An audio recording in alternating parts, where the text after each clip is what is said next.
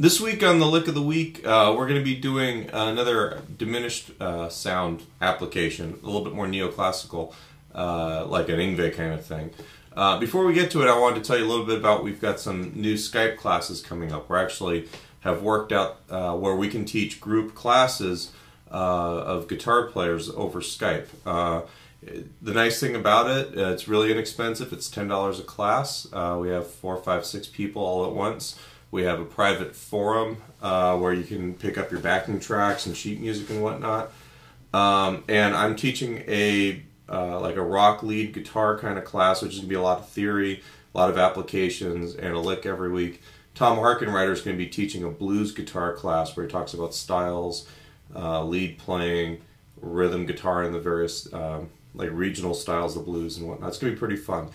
Anyway, for more information, wherever this video is going to be posted, there's going to be links to those that material, but I just wanted to get that out there.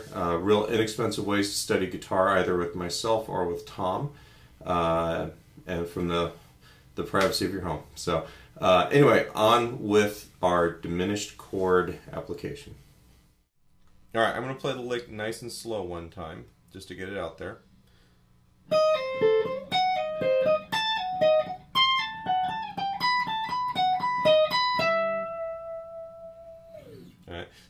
The basic idea is that we're in an E harmonic minor scale, really. But we're going to use that diminished sound for the first part of it to kind of build some tension. And we're kind of implying like a B7 chord, which would be the 5 chord in that key, with a flat 9. Kind of a jazzy idea, but basically what it's going to do is give us kind of all that Phrygian dominant sound that like someone like Yngwie would use. So what we're doing is we're starting off with a C diminished arpeggio, or E flat, or A, or G flat, whichever one you want to use as the root, but I'm calling it C because it's a little bit easier to visualize right here. We're going to start on the 11th fret, we're going to pull off to the 8th fret, both on the first string, then play the 10th fret on the 2nd string, and then back to the 8th fret on the 1st string.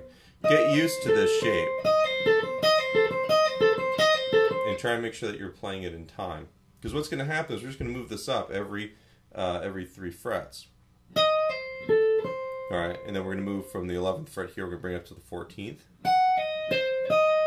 And then we're going to move that up to the 17th. Then we're going to move that shape up to the 20th.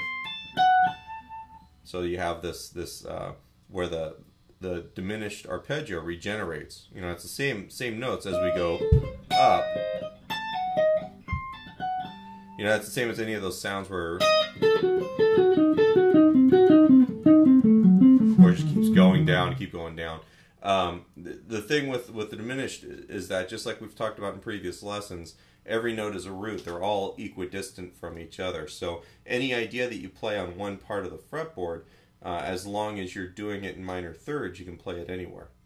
So, but for the sake of this lick, the first measure is just that idea I just showed you, and then the second measure is an E harmonic minor lick that, you know, I've heard people call pitch axis or pedal point. I kind of like the pedal point term, but what we're going to be doing is this 19th fret is going to be the note that the rest of the melody bounces off of. So we've got 15, 19, and then 17, 19, and then 14, 19, all on the first string, and then 16 on the second string, back to that 19, which is a B, and then ending on the 17 on the second string, which is the E. So that part.